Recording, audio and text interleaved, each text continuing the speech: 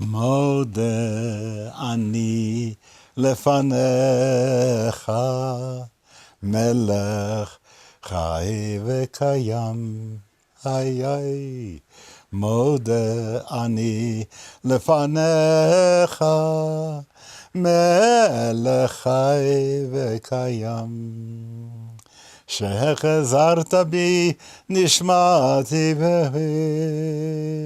שחזרת בי נשמעתי בקיר שחזרת בי נשמעתי בליבי רבו אמונה סבבך.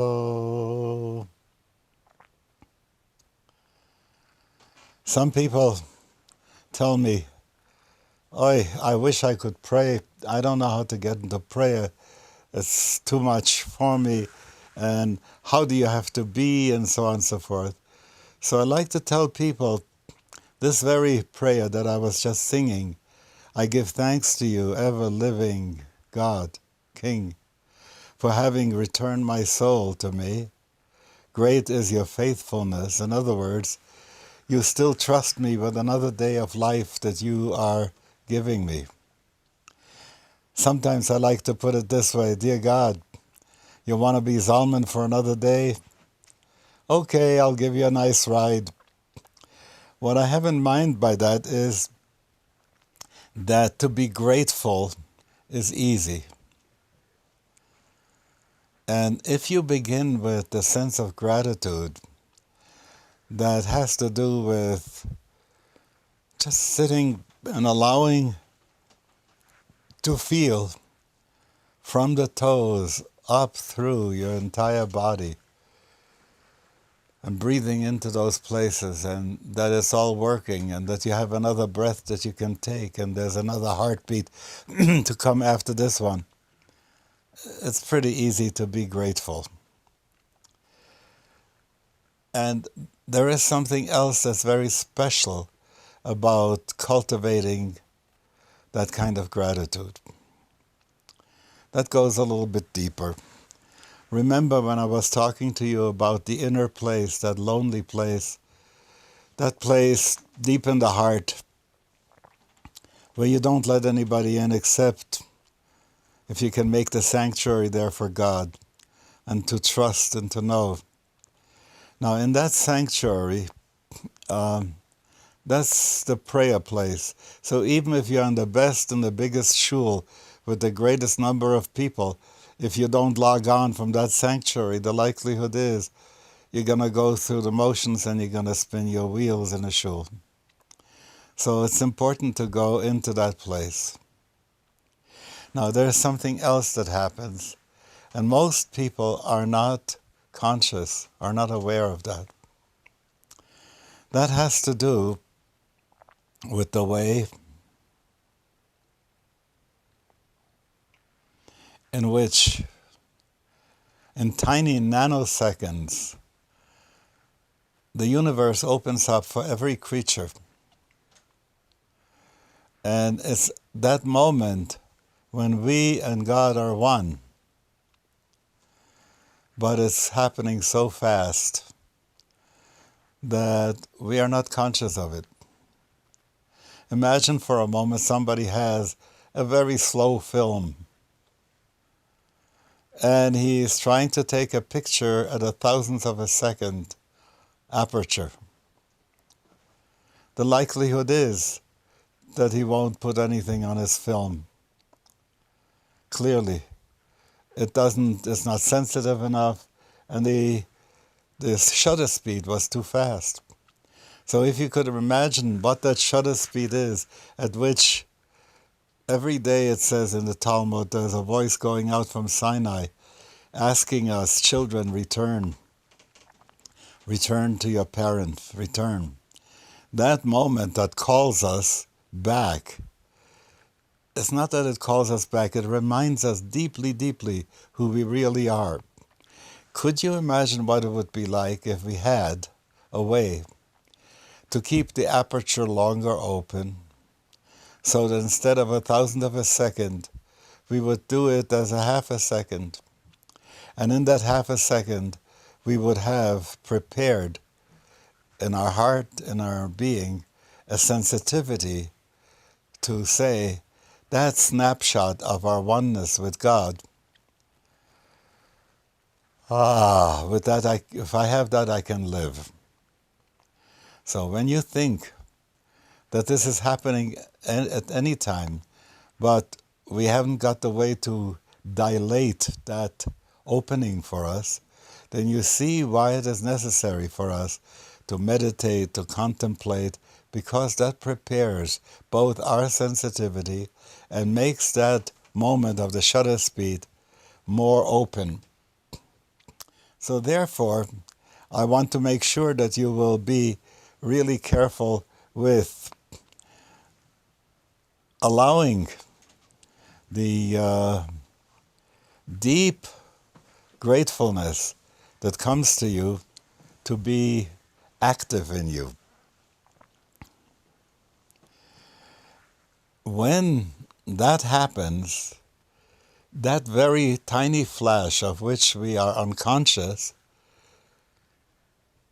burrows its way into our awareness, and that is what makes it so much easier and better for us to stay with our commitment with God, because that commitment demands that awareness.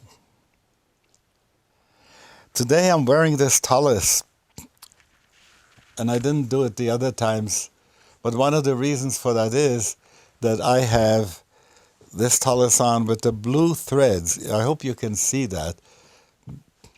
Maybe you can zoom into the blue thread if it's possible.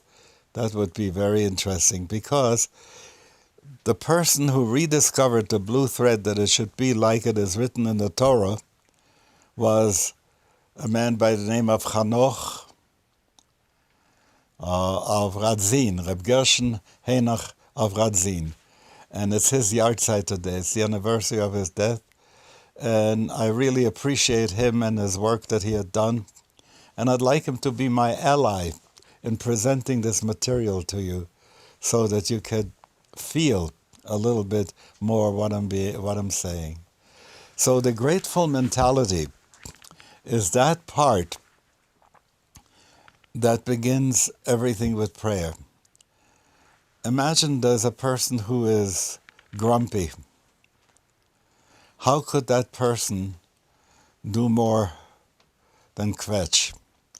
Now, I'm not saying that you shouldn't pray to God when you have problems and you're kvetching too. To who else can you go?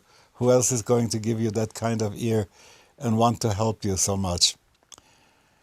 But I'm now talking about that which has to do with the spiritual work, not so much with praying for a particular thing.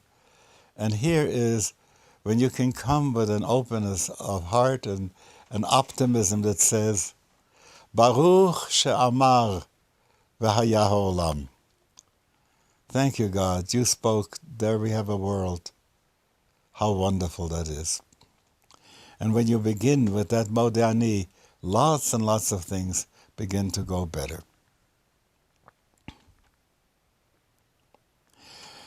We were talking about those things that are more specifically Jewish meditation. And about this, I want to begin by pointing out that when people say the Bible never tells us about meditation, I want to quote to them very simply, V'yadata hayom, v'hashevota levavecha, ki Adonai hu ha'elohim b'shamayim mimal v'la'aretz mitachat ein od. Know you therefore today that Yud He Vav He, He is God,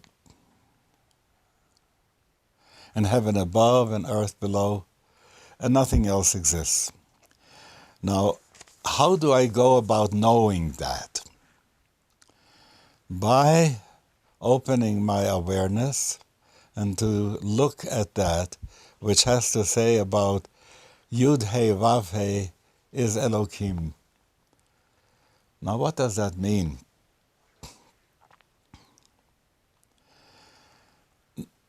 Very few people would have any problem saying that if there is a universe there's a source for the universe, and that source for the universe we call God.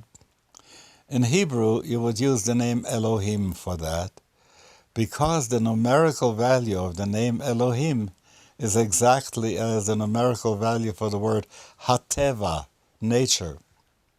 So when Spinoza was saying Deus sive natura, God is nature, that was a way of saying they're identical.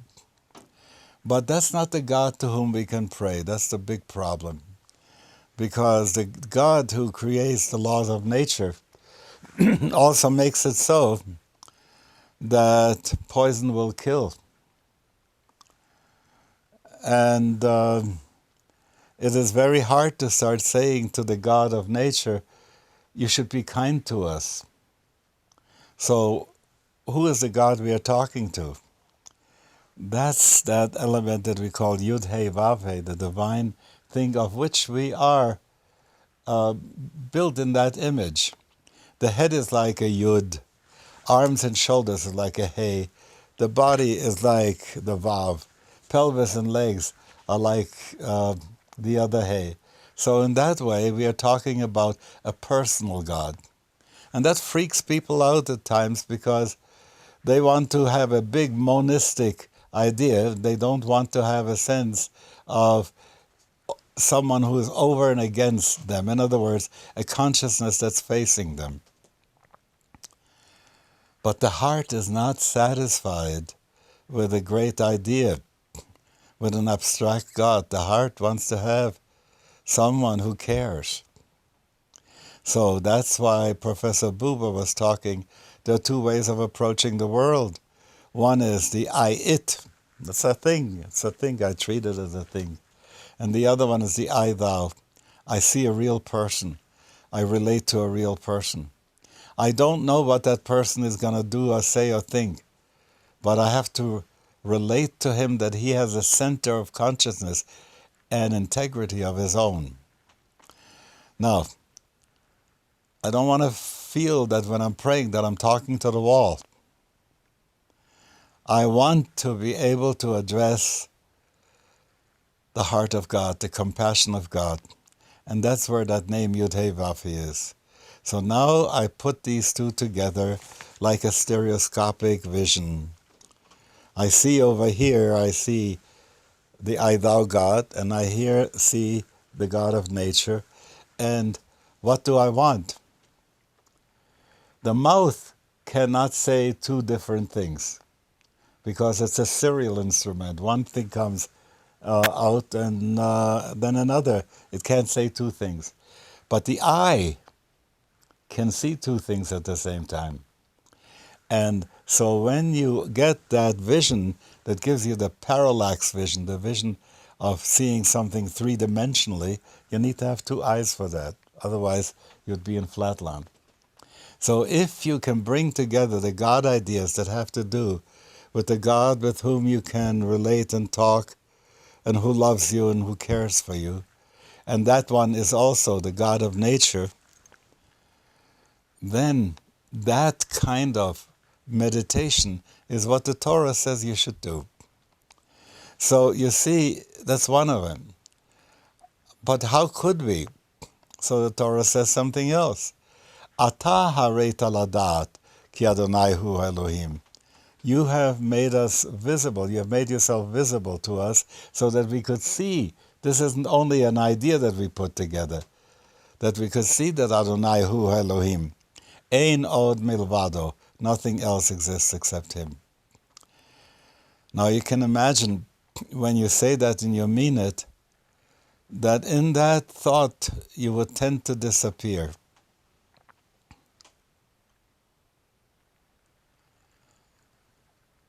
And in that tiny moment, which you tend to disappear, you won't stay there very long because we always come back, we're in a body.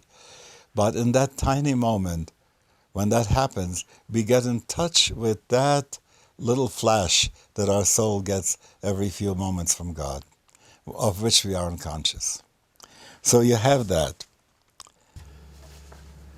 The problem remains that sometimes the ego says, oh, am I a good meditator? Look, I could put it all together. I'm so good at that. I'm so good at that. And at that point, what all happens is that what you were meditating about has become an object that you have created. Oh, am I not a great meditation artist? See what kind of wonderful ideas I can meditate on. Okay? And then I lack the surprise of being seen by God. Because then I am the subject, and the idea that I was thinking about is the object. But what would be if I realize, dear God, look at these ideas that are in my head, and it's all about you and I love you. See what kind of a difference that makes. Because at that point, you can be open in your heart, you can be more vulnerable, and also, then the ego doesn't take so much credit, because it says, the center isn't in me, the center is in you, and that's the reason why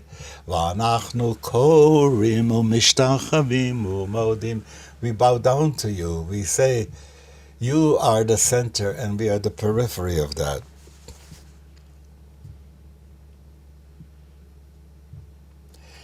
There's something else that happens that sort of creeps in from the side, a kind of cynicism that says, oi, you think you're there already?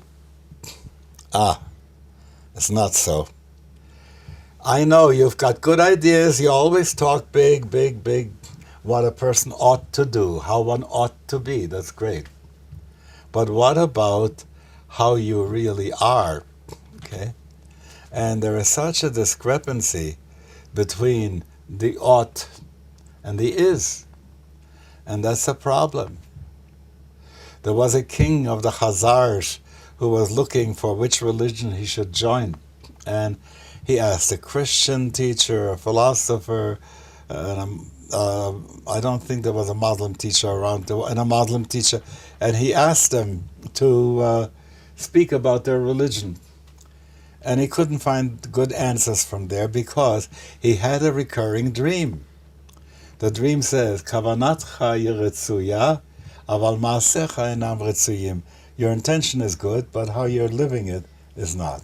And that's the discrepancy that we're talking about between the is and the ought. So you can get discouraged and you can say, oi, Gewalt, how far am I from my ought? And so last time when we were talking about the melodies that are the longing melodies. And looking at the ought and allowing the ought to exert a pull on our heart. Most of the time, cynicism says, I don't want to deal with that. But if I allow, it touches me, I want to be that way. If I allow that to come in, that's wonderful. My friend Reb Nachman, when he would tell stories, he would tell these stories in such a way that I called him the genius of virtuous reality, because he would tell us about somebody who was doing a great virtual act, and a virtuous act, and the feeling was, oi, matai yavo liyadi v'kaimena. When will this come to me that I should be able to do that also? Because that extracted a pull, created a pull for us to become better. Oi, if every time we were in shul, the people who would read the Torah would read it in such a way that they would hold it open for us so that we would be able to hear, oi, I'd like to be that way. That's why sometimes when I lead a prayer and we come to the Shema, I ask the people to say in between the word Halevai, and thou shalt love the Lord your God with all your heart, with all your soul, with all your might. Halevai, Halevai, When I say Halevai, Halevai, then I allow that pull to pull me to a greater level of that ought. Now, where did it happen that we got the super duper ought. We were just out of Egypt. We were having, who were we? A rabble, yeah? Workers in the clay pits.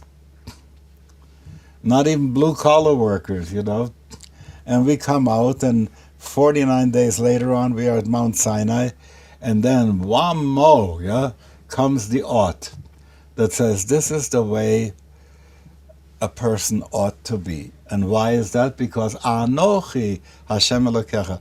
There was this flash coming through of divinity and caring for us and saying, and I want to have a covenant with you.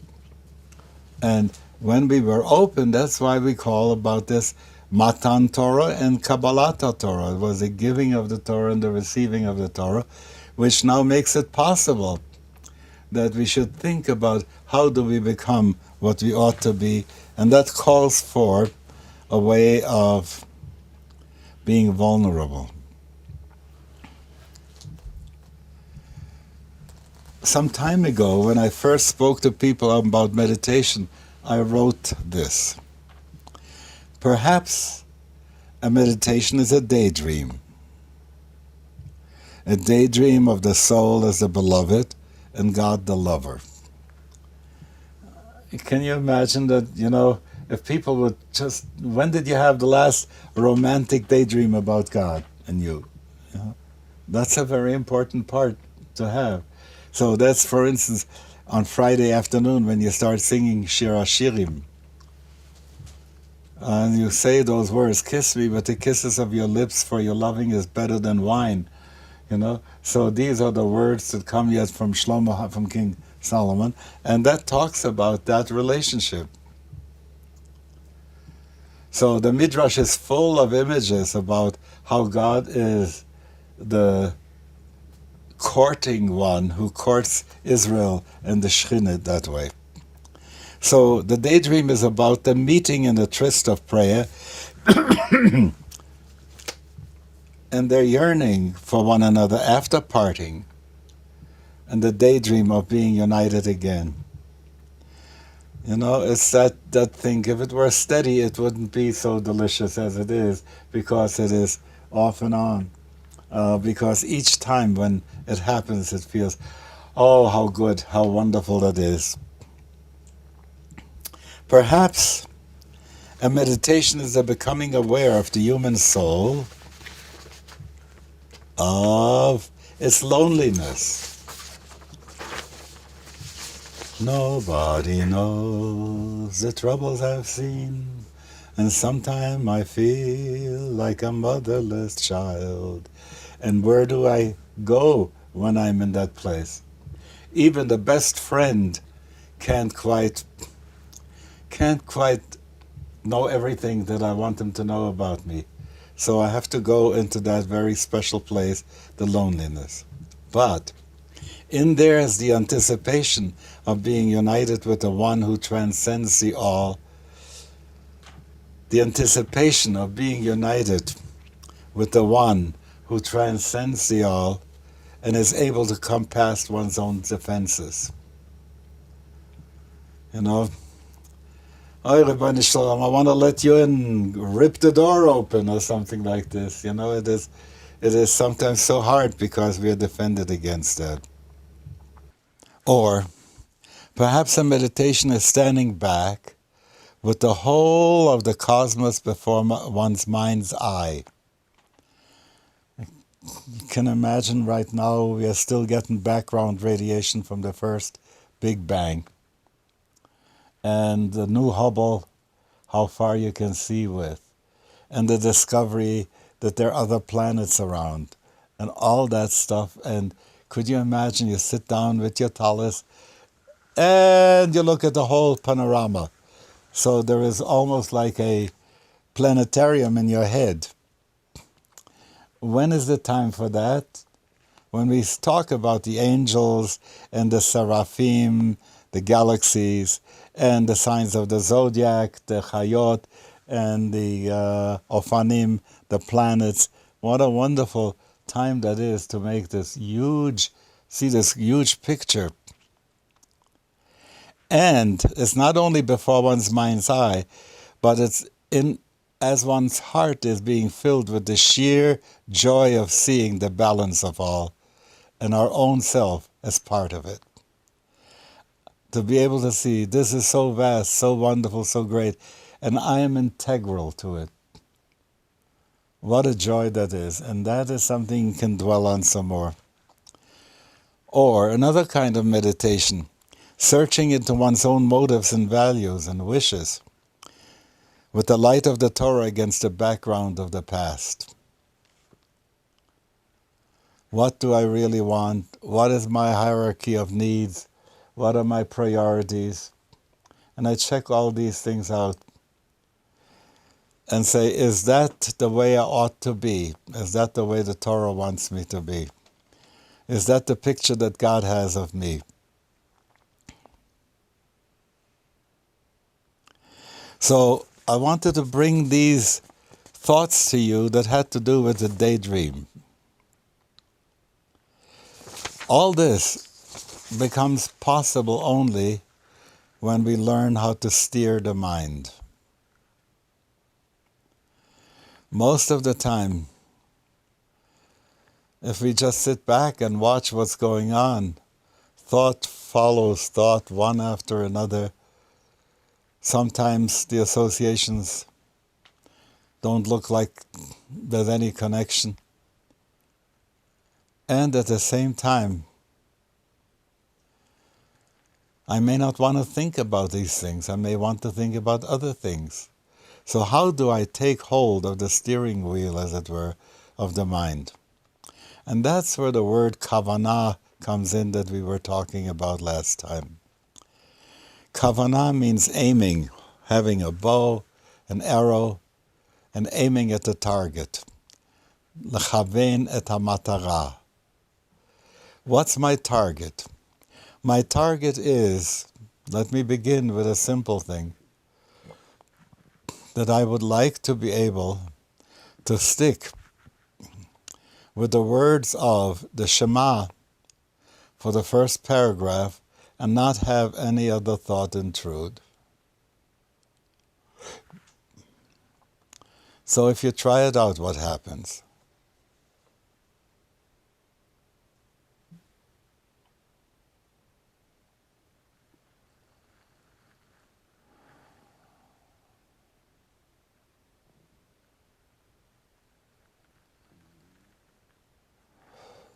Oh boy, I had to have a fly swatter in my head to swat away the other thoughts that wanted to come in.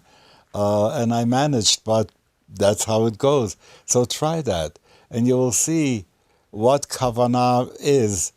It's like the track that you lay out for yourself, that you want your mind to follow this track of thought. It's also true that if I have to make any decisions in my life, that it's important for me to be able to make a track and say, I need to figure this one out, and I go from this point to that point to that point. Now, there are some people who think about prayer and about meditation in a different way. They like to say, let me just sit quiet and breathe and see what arises. Now, this comes from Buddhist meditation, and it was also the meditation that Reb Kalonymus Kalmish of Piaseczna was suggesting to people to quiet and silence the mind, because it is true that if the background noise in the mind hasn't somehow abated, it's very hard to be able to follow through with the kavanah. So how does one make that space? Not everybody has carved out inner space in themselves. And this form of meditation that says, I want to quiet my mind, and I want to keep it just on my breath for the time being and on nothing else, these are the ways in which we strengthen, if I could say, the muscles of our kavanah, that we should be able to stay on target with the meditation. Among the things that make up the matrix on which all this is supposed to happen is what Reb Moshe Chaim Luzzatto calls Shlemut HaAvodah. He wrote a book called Mesilat Yesharim, and in that he was saying, I don't have anything new to tell you. I'm just going to tell you what you already know. But because you know that already and so on and so forth, you don't do very much with it. You set it aside. You always want something new. But I'm here to remind you that which you already know.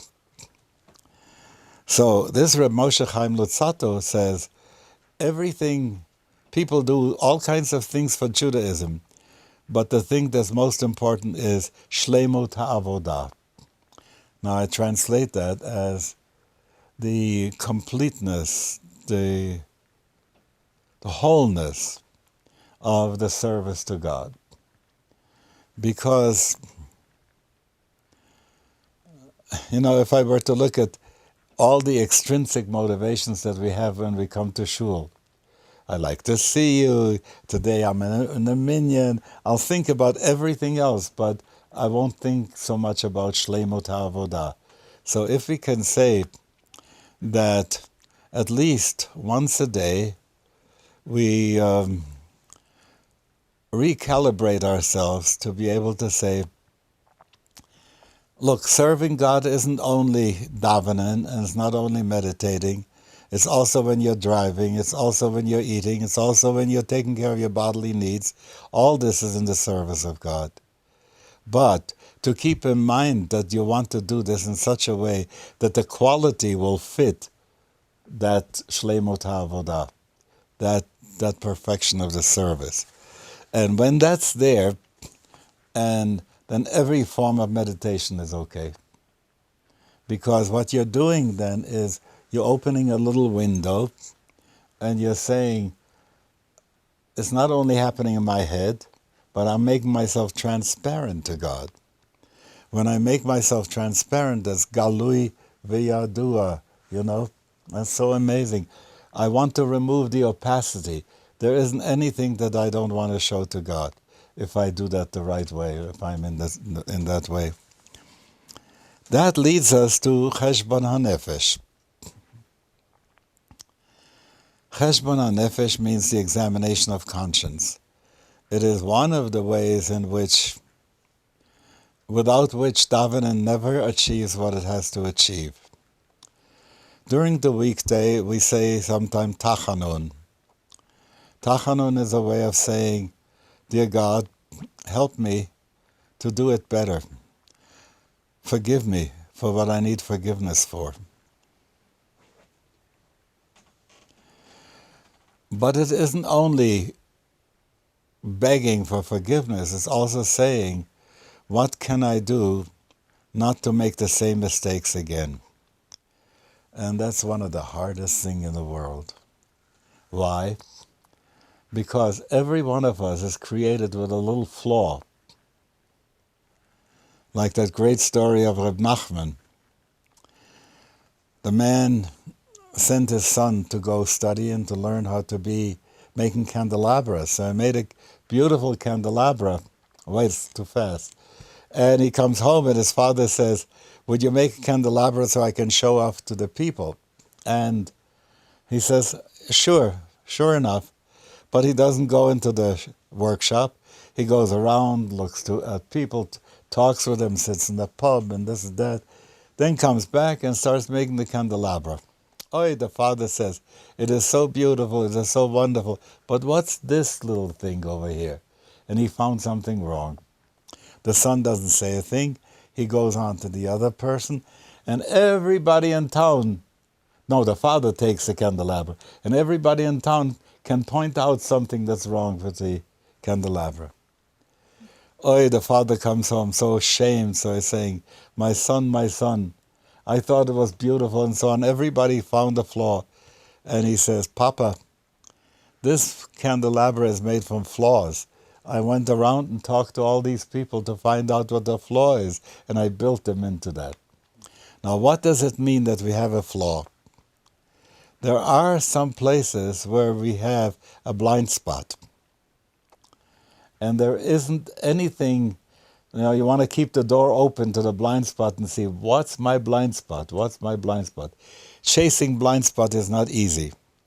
You have to have a good friend who is there with you and who will keep you on track, because you'll get anxious, you'll want to go away. I know I don't want to do that. I've got to go to the bathroom, I want to drink, I want to do this, I want to do that.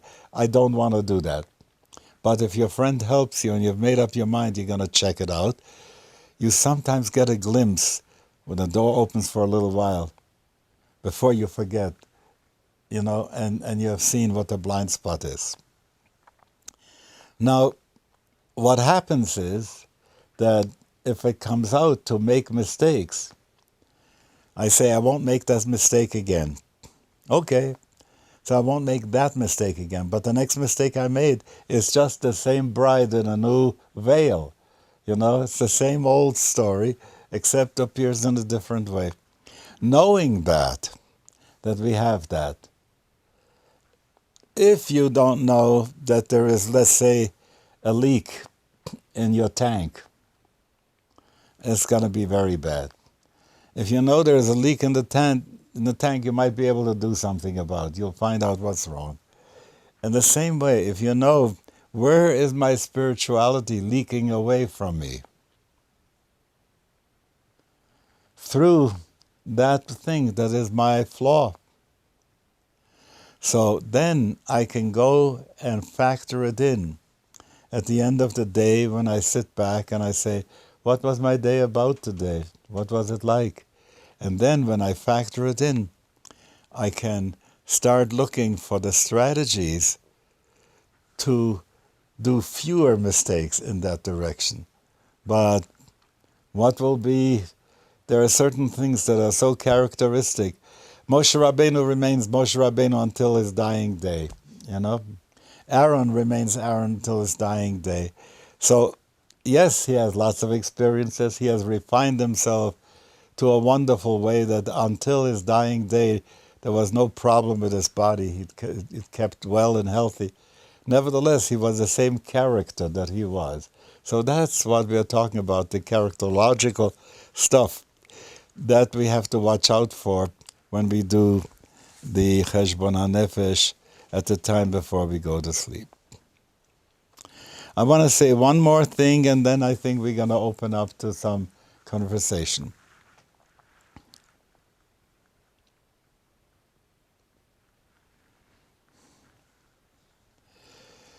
If I could possibly see all that's going on here, microwave, the cell phones, the radio stations, everything that's going through, I would be caught in a fantastic stream of things. And depending to what level I would attune, that's the message that I would hear. That's what my radio does for me. It tunes in to that wavelength that it can make a sound of.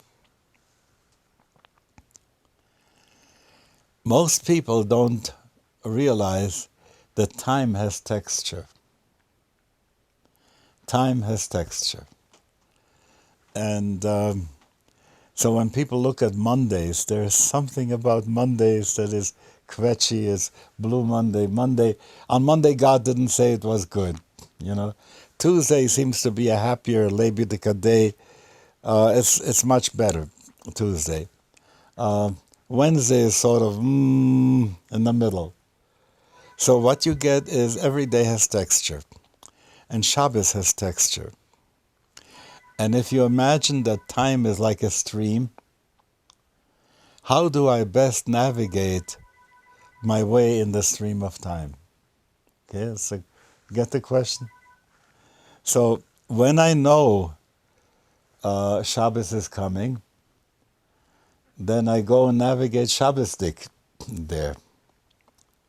When Pesach is coming, I navigate in that way, because our calendar is so important to be able to touch, if I were to say, the chakras inside of a Jewish soul, to stabilize them. So on Yom Kippur, I get connected to straighten out my keter, the highest level. Rosh Hashanah, I take care of my chokhmah and bina, my intellectual things, straighten them out. Pesach is my kindness. Shavuos is my toughness. And Sukkot is my heart. And Purim is my right leg, as it were. And Hanukkah, my left leg. And genitals is Rosh Chodesh. And Shabbos is the ground on which I stand. So once you get a notion that time also has quality as texture, you know that it's important to be able to navigate according to the texture of time. Because if this is a time for sadness, if I try to be happy, it's not going to get me where it has to get me. The other thing is also, there are some people who think you should never be sad. On Tisha B'Av, you have to be sad. There are special times when it's right to be sad. People used to wake up in the middle of the night and weep for the exile of the divine presence. It's a beautiful world. Nobody recognizes to whom the world belongs. They don't see the presence of God. So the people would cry over that and weep over that. So there is a time when you have to be sad. But you also have to know what to do with the sadness. Because there's sour sadness and there's bitter sadness. Sour sadness is feh. It's self-pitying. It always goes, I'm a victim and I've got tzuris and this and that. And there's bitter sadness which says, I won't have it. I'll do something about it. So that one's called merirut, a bitterness. And the other one's called atzvut. So there is time for these things, for these feelings that are on the lower side. But if I don't feel the sadness, I won't feel the joy either. The heart has to be open for both of them. If I'm blocked on one side, I'm blocked on the other. So I wanted to say, there are two kinds of time. There's commodity time, and there is organic time. Commodity time, you count by 60 minutes, you count an hour. But if you go to organic time, I like to say, if I were to be a shrink, I would charge people from 10 to 11, 3 times as much as I would charge them from 2 to 3 in the afternoon. And that's very clear, because what's the quality of the time that I give him? Because time has texture, and biology lives with the texture of time. And that's why, that's the contribution that Judaism makes that I'm very proud of, because no one else has such a way of organizing it. Pesach is always at the full moon of the vernal equinox. Sukkot is always on the full moon of the autumnal equinox. It means the sun and the moon are in harmony together, and we live in that way. It's organic time. So, the world likes to deal with commodity time. Time is money, so and so much per hour, and so on and so forth. And they don't talk about the quality. So what is necessary for us is to be able to say, at least once a week, we cut out from commodity time and we say, Yom HaShishi, from now on, we are in organic time for the next 26 hours. So kol tuv to you, and if there are some issues, questions, and stuff like that, it's time for that to happen. Yes? Rabbi Zalman, how do you know if you're Louder. How do you know if you're doing it right? Okay. What happens is that God has created something called the empiricism. And the empiricism goes like this. Remember when we were kids, we used to play hot and cold? Getting warmer, getting warmer, getting warmer. There is a feedback. Anything that's alive gives us a certain amount of feedback. And I have a sense that there are holy endorphins. There is a way in which the body loosens up into our feeling field, a kind of chocolate that says, "Oh, is this a good davvenen?" I mean, last Friday night, Shabbos was wonderful. Yeah, I felt these endorphins too. So I think that's how you know. There are some other things that are more difficult.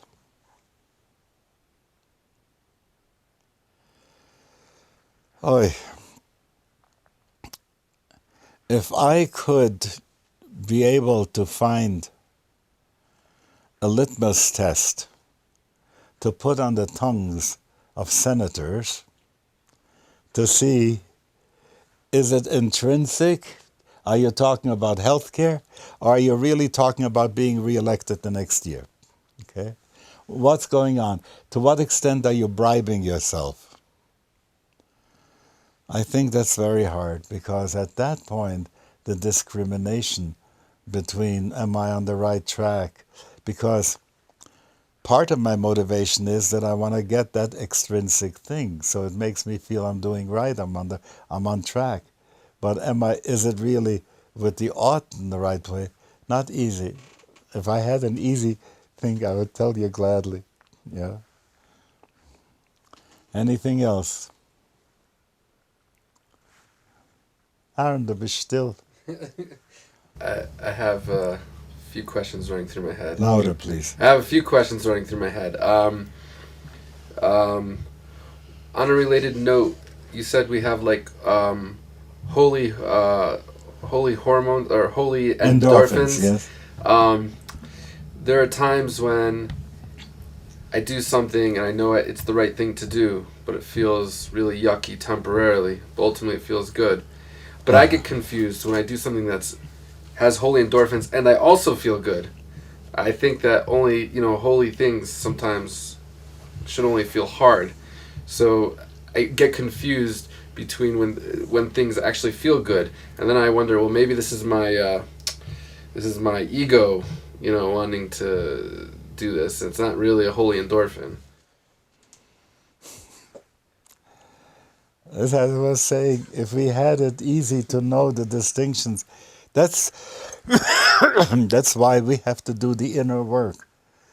For instance, at the time when I'm doing it, I may not be fully aware of the hidden motives that I have for doing it. But then comes the evening, I'm not involved in doing it, I'm reflecting on the thing. Did I say that thing to that person in the right way? Do I have to apologize for what I said? Do you understand? At that point, I'm not driven. The understanding is that certain things drive you. When I'm not driven, I can then discriminate. I think that's important. Okay. No? Epis. Sometimes I think that Please louder. sometimes I feel like the davvenen asks too much of us. It asks too much of us, yes. Because there's so much happening in it that, we have a matbea, and there's the davvenen that we must say in order to be yotze, in order to have said what we're supposed to say to Hashem, to tell Hashem in our tradition the thoughts of our hearts. But I think that sometimes for me, I connect better with one place or another. And I find that if I start with a meditation, that I'll then be drawn to a certain verse and will want to stay with that verse more. You're describing it so beautifully because, first of all, if I were to go back, I wish I could make this like a video, Mm-hmm. I would show Shema. Mm-hmm. Then I would show on top, Birchot Shema. Then some time would go by and it stays with that, and then comes Psuke de Zimra gets, if I look at the historic development until, let's say, about 150 years ago, I would find that there's a question every time. I say this on Rosh Hashanah, but that's so beautiful. Why don't I put this in every day?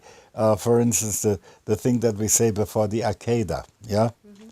Aleinu Leshabeach was supposed to be only part of the Musaf of Rosh Hashanah, but it's such a good prayer. How could you not say it? So then they added it on, and now you have at least 130 pages of recital that you are supposed to do in the morning. And if you did it right, it would take you 3 hours. Okay, so what should you do? So therefore, they have told us, Tov me'at b'chavana, milaharbot shelo b'chavana, better to do a little bit with intention, with being present to it, than to do a lot without it. And then comes the next thing that you described so beautifully. I meditate. And then I have an attraction, like I was talking before. Something pulls at your soul and wants you. And it connects it to a sentence. And then what do you want to do with that sentence? Well, first of all, they tell the story that Reb Zushe was always on one page of the Gemara. So they asked him, why don't you go to the other pages? And he would say, As do is mir gut, was soll ich gehen weiter? If I enjoy it here, why should I move further? You know, and I can imagine that there would be a word that speaks to you that you want to say, with this one I want to tarry.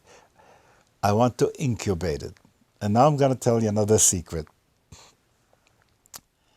There's a problem that men have by nature. We are punctive. Everything, with the minute. You can become a papa in a moment. A mama, is 9 months, and then birth, and so on. It takes time.